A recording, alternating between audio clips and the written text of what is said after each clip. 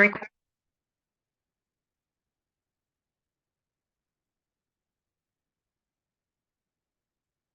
good morning, everyone. This is Shriya Samant, and I work as an associate professor in IIMT College of Pharmacy. Today, I'm presenting my topic on pharmacognosy, which is a crucial subject in pharmacy department. So, my topic of discussion, topic of video lecture today is definition, history, and present status and scope of pharmacognosy. So, I'm beginning my slide with the table of content. So this whole slides presentation includes these following points. First is introduction to pharmacognosy. Then second is sources of two drugs. Then history of pharmacognosy, contribution of scientists in development of pharmacognosy, system of medicines. Then we talked about Ayurveda, homeopathy, and Unani system of medicine. Then what we discussed about what is modern pharmacognosy, then the scope of pharmacognosy, and then we'll see the various sources of natural origin. So I'm beginning my slide with the introduction.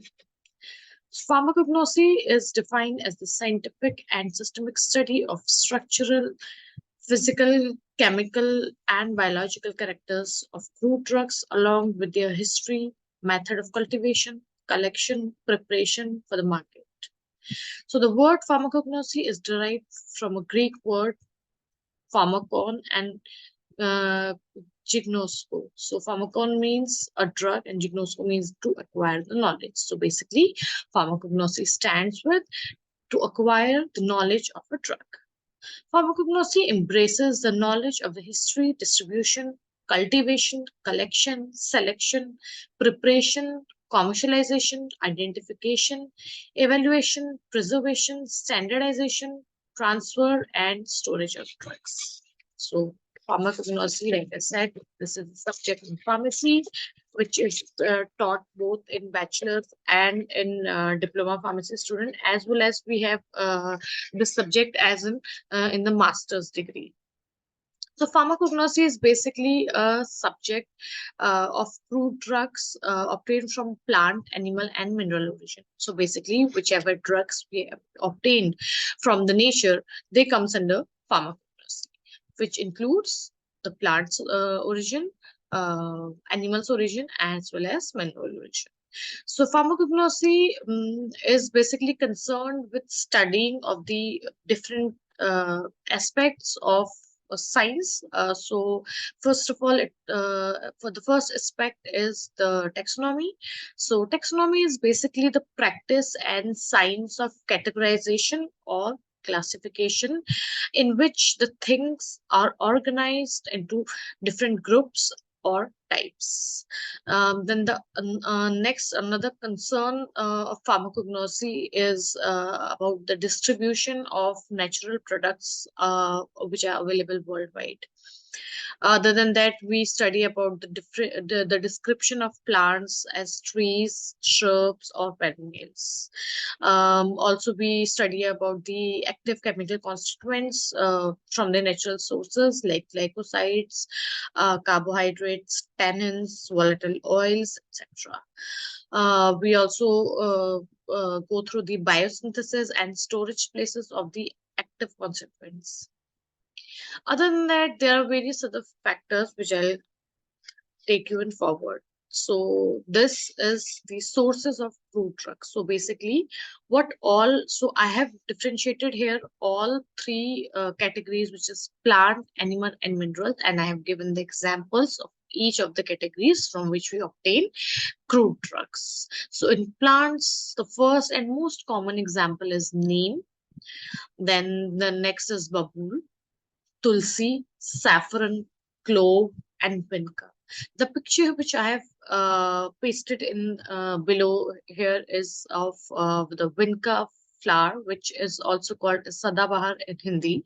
This plant is available in almost every household, but the person who don't have idea about pharmacognosy or they don't have idea about the herbal plants, they just take it as a normal flower, but the actual chemical constituent which it holds has the capacity to treat cancer. Therefore, it is used as an anti-cancer drug specifically for the treatment of leukemia, which is blood cancer.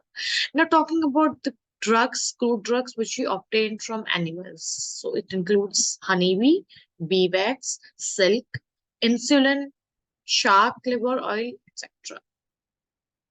So all these are the household's name: honeybee, beeswax, which we have all knowing. So honey is the most common herbal drug which we obtain from the honeybees, which we used in for various cough, cold, etc.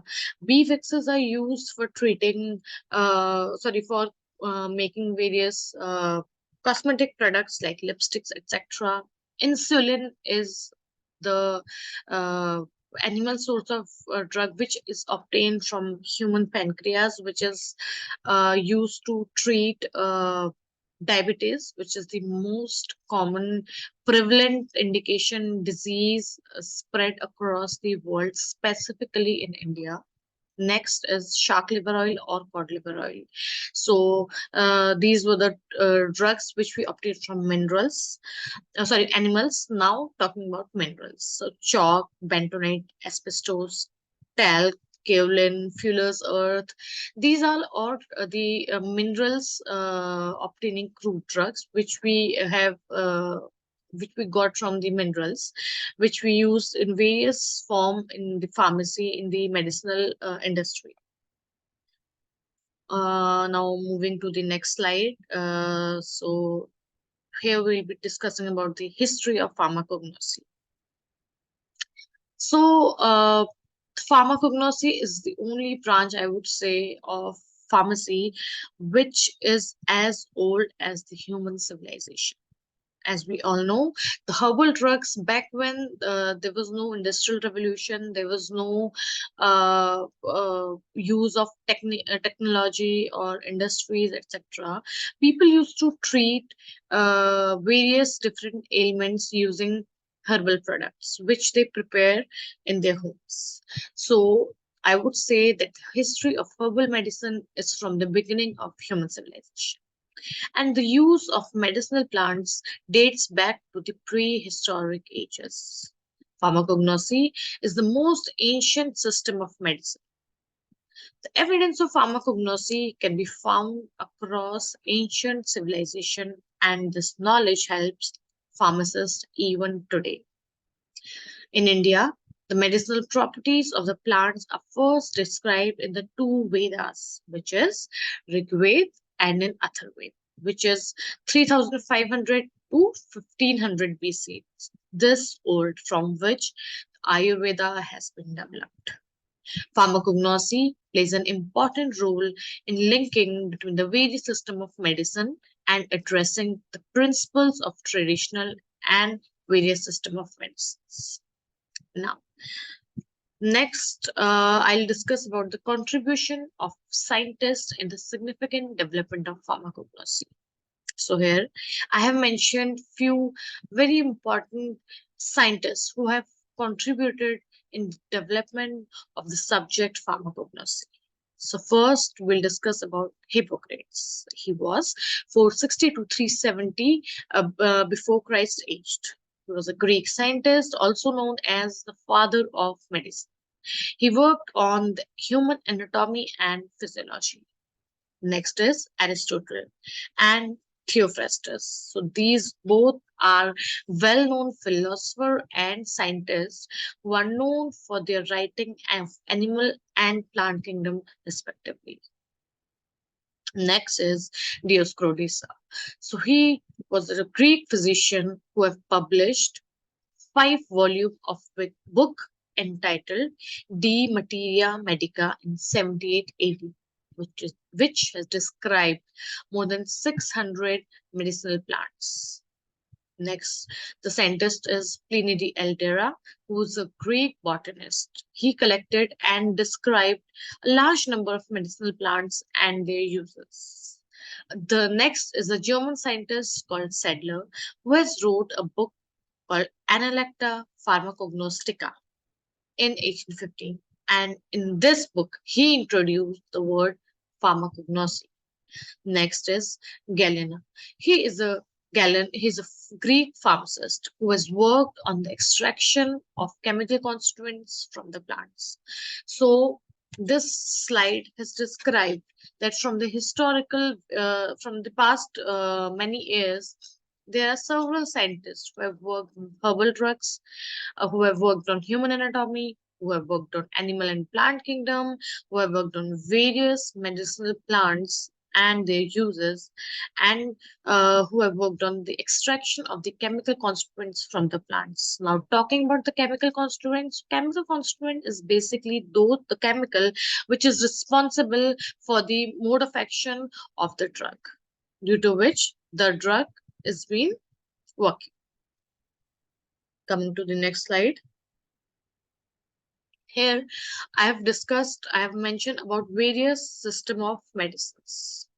So these six system of medicines are used even in today's era. So the system of medicines are Unani, Chinese, Siddha, Ayurveda, homeopathy, and aroma and naturotherapy. So Unani has been originated from Greece. Chinese, as the word described, it has been originated from China. Siddha and Ayurveda has been originated from India. Europe has given us homeopathy, as well as France and Germany introduced aromatherapy and naturotherapy. So now, in the next slides, these are the system of medicines in which earlier, when there was no technology, no industrial revolution as such, people used to follow these particular system of medicine for treatment of any particular disease. So, as we all know, we must have been knowing Ayurveda is the most common or ancient system of medicine, which has been even now followed in India. We even have a degree of doctorate in Ayurveda. The doctors called BAMS. Similarly, we have a degree of doctors for in homeopathy. So there are the medicinal practitioners other than allopathy in India. We have as Ayurvedic doctors as well as homeopathic doctors. So now in the next few slides, I will describe these a detailed version of the following systems medicine, specifically Ayurveda, homeopathic, and Unani, because this is the most commonly used practiced medicinal system of medicines in India. So, coming to Ayurveda. Ayurveda is a natural system of medicine which is originated in India in more than 3,000 years ago. So, Ayurveda term is described from the Sanskrit word called Ayur and Veda. So, Ayur means life and Veda means science or knowledge. So, basically, Ayurveda translates to knowledge of life. Ayurveda encourages certain lifestyle interventions and natural therapies to regain a balance between the body, mind, spirit, and the environment.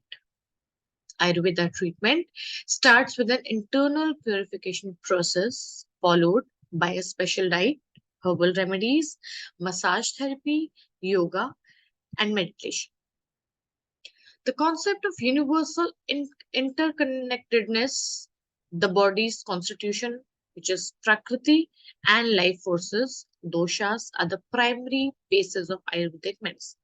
So, in the Ayurvedic medicine is the basis of Ayurvedic medicine is the Prakriti and doshas. Prakriti means the body constitutions, the different parameters through which the body is being made, and the doshas. So in Ayurveda, there are various books and scriptures of Ayurveda, like Charak Samhita, which talks about the principal components or theory of Ayurveda, and Sushrut Samhita, which talks about the surgical treatment in Ayurveda. Moving to the next slide. So these are the five elements of Ayurveda. First, According to the ancient Indian philosophy, the universe is composed of five basic elements or Panchbhutas.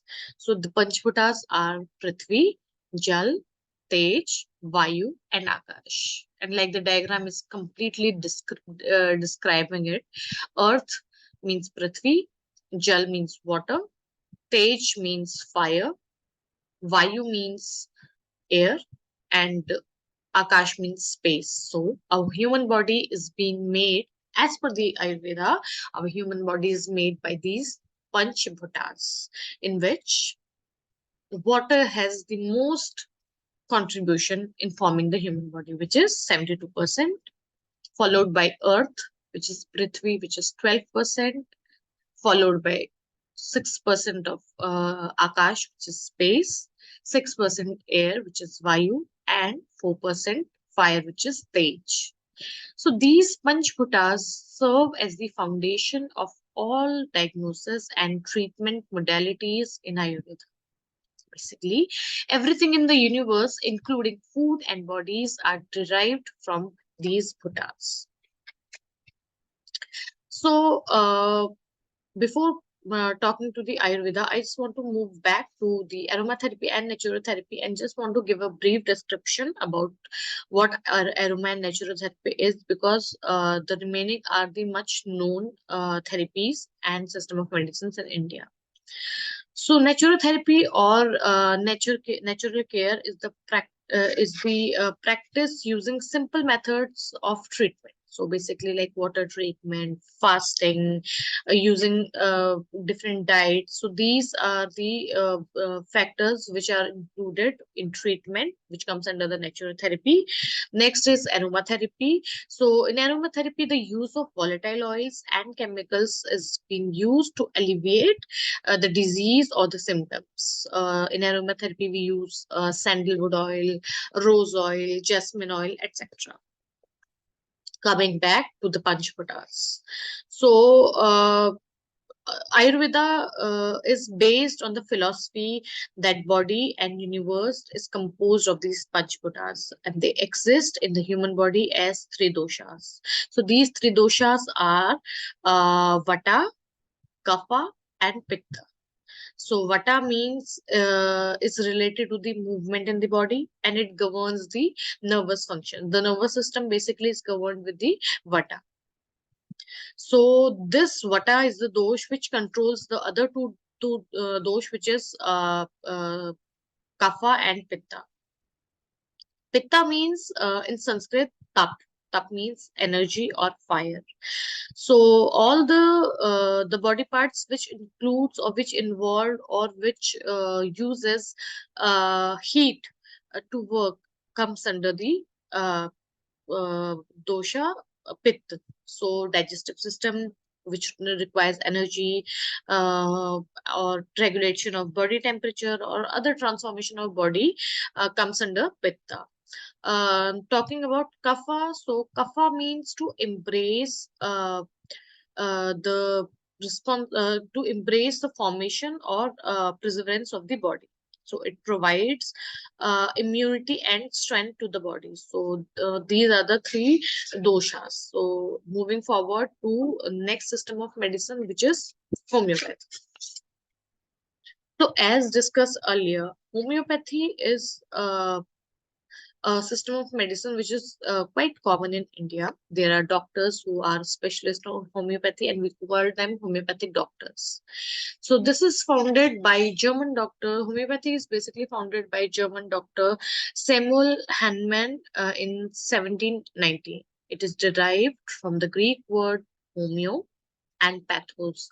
Homeo means similar and pathos means suffering. So basically, this is based on the law of similars, similia similibus curanter, which means like cures like.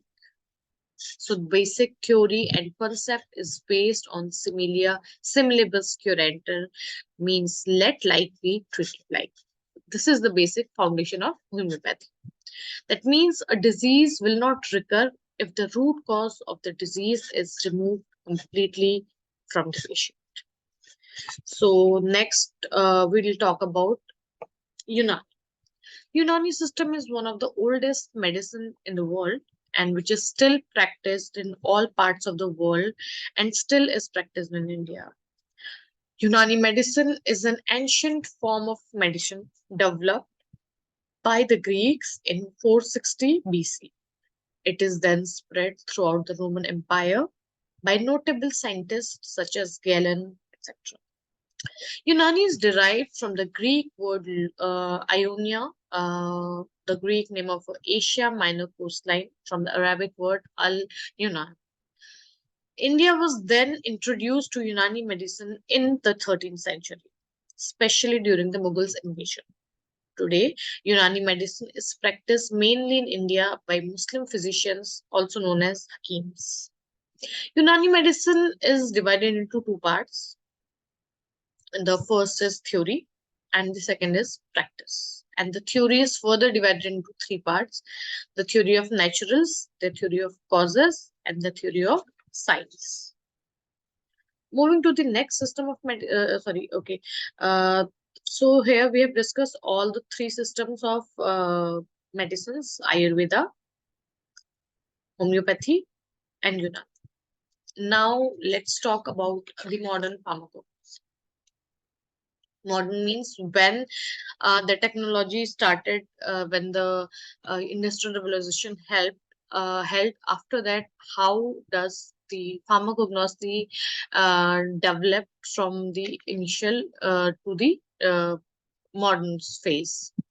So the development of modern pharmacognosy began during the period of 1930 to 1960 with modern analytical techniques like paper and thin layer chromatography, gas chromatography, high performance liquid chromatography, extreme and ultra pressure liquid chromatography, then high pressure thin layer chromatography, then mass spectroscopy, liquid chromatography, high resolution, mass spectroscopy, etc. So these are the different techniques which are being used in pharmacognosy for different purposes like separation, identification, etc. of chemical constituents in fruit drugs.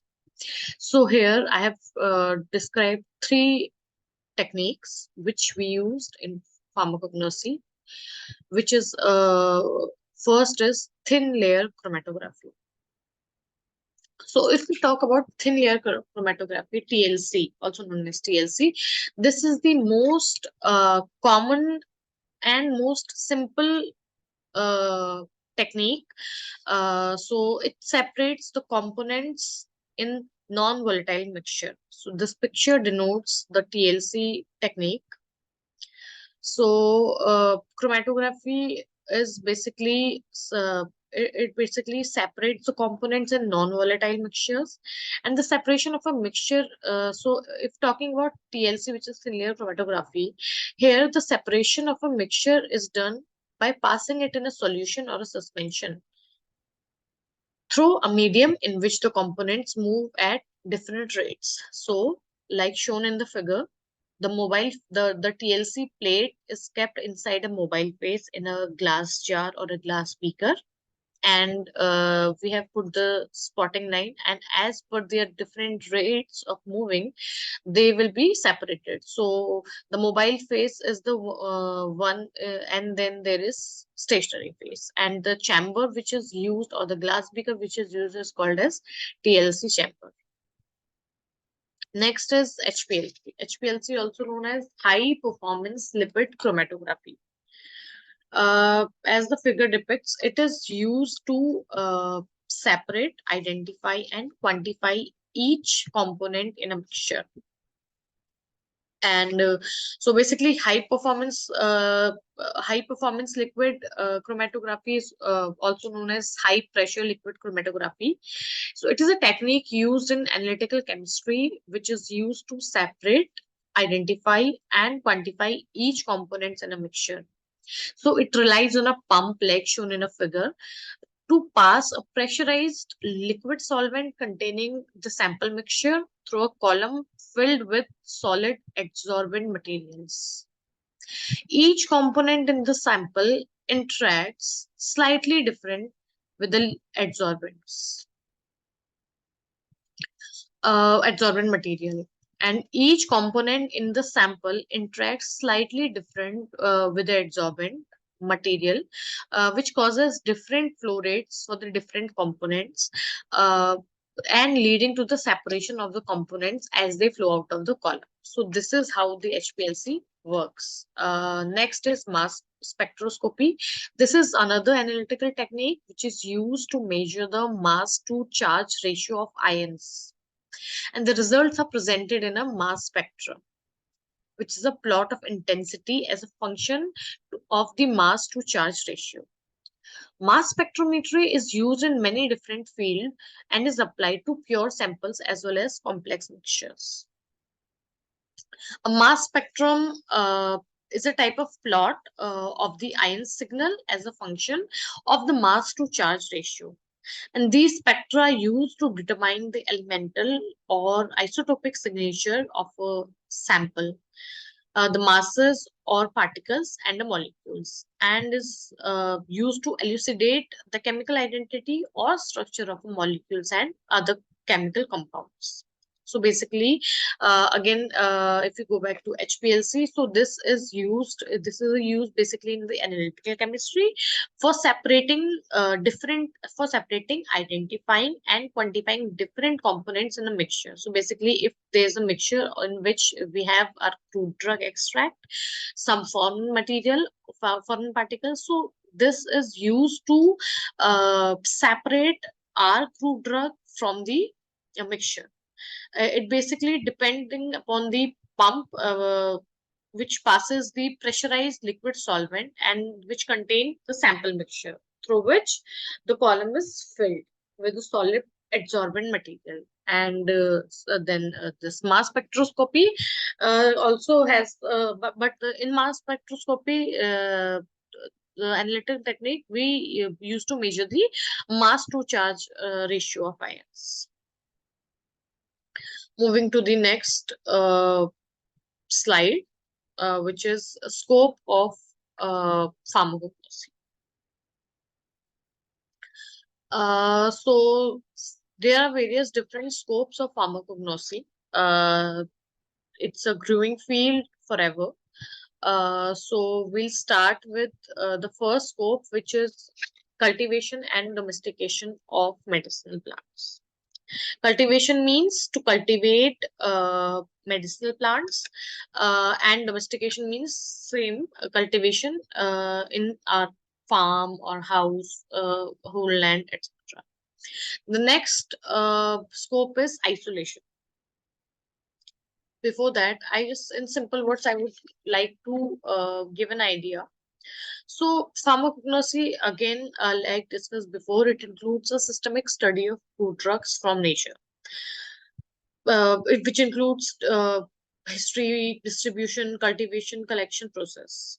So, like, it will tell us about what is the history of the plant, how and where are the plants or the herbal drugs distributed worldwide, how to do the cultivation, collection, how to do the processing, and at the end, preservation. Also, it involves the study of the physical, chemical, and structural characteristics that benefits the crude drugs. So next is isolation and analysis of phytochemicals.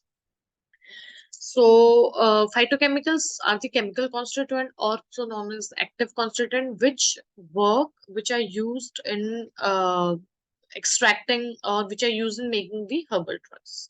So next scope is isolation or separation of these chemicals from the plant. Like from digitalis is a plant from which we obtain glycosides, and from cinchona we obtain alkaloids. So these glycosides and alkaloids are phytochemicals. Next is structure activity relationship. So for example, tuberculin and toxaferin, these are curate plants which have muscle relaxant properties because of its quaternary ammonium groups. Next scope is preparation of general tonic and stimulations. Also, pharmacognosy is using flavoring agent and perfume for making perfumes in cosmetic industry, for making various lipsticks, for making So beeswax is used, as I discussed before. Beeswax is obtained from bees, honeybees, which is used in making lipsticks and various other creams in the cosmetic industry. Herbal preparation and herbal medicines, phytomedicines, tissue culture, etc. These are the different sources. Now, this next slide includes various sources of natural drugs from the natural origin. So this table shows the name of the drug, common name or name, biological sources, chemical constituents, and the uses. So the first is senna. So the biological source or biological name of senna is Cassia augustifolia.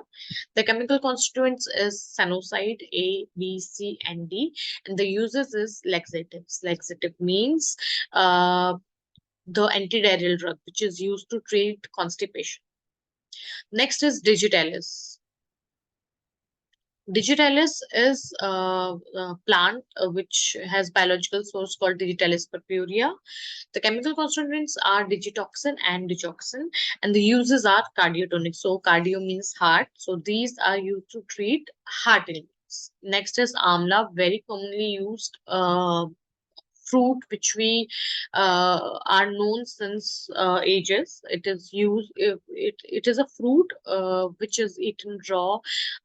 Is used in various herbal industries. Its biological source is Amblyca officinalis. It is also called as Indian gooseberry. So the chemical constituent it has is vitamin C. And it's used as an antioxidant. Other than that, amla is used in various in preparing various oils, shampoos for hair. It is a very rich source of vitamin C, so it's used for eyes as well and skin as well. Next is clove, also known as long in Hindi. Its common name is long. The biological source is Eugenia caryophyllus, and the chemical constituents is eugenol. So it is basically used in the dental analgesic. Analgesic means pain reliever. Dental means related to tooth. So any tooth pain related issues, the clove is being given. Next is Calmate. Calmate is biological source of Calmate is Endographis paniculata, and the chemical constituent is grapholite, also and calmagin. So these are the two chemical constituents. It is used in hepatoprotective. Hepato means related to liver or liver. So basically, calmate is used in treating liver ailments. Next is ephedra. Ephedra, biological sources called Ephedra gerardiana, and the chemical constituent are ephedrine. So its uses is it increases the heart rate. So I'm getting back to the first slide, which is pharmacognosy introduction. So, like I said before, pharmacognosy, I'm just giving a short brief of the whole session. So, pharmacognosy is a study of herbal drugs which you obtain from nature, which is plants, animal, minerals. Uh, it embraces knowledge of history, distribution. So, history means from where the plants have been originated. Distribution means worldwide where they are distributed, how they are cultivated, how they'll be collected, selection, how they'll be prepared, how they will be commercialized, means selling purpose, identified, evaluated, and preserved, and standardization, transfer, and storage of drugs. These are the example of crude drugs, history of pharmacognosy. These are the scientists who have given their contribution in development of pharmacognosy. These are the system of medicines in which there is most common is Ayurvedic, homeopathy, and Unani. These are the these are the modern pharmacognosy slides which notes different techniques which is used in the development of our modern pharmacognosy. TLC is the most common and simple use technique in pharmacognosy. So these are the scopes, various sources. So yeah. Ending my slide. Thank you so much. And I hope the session will be useful. Thank you so much.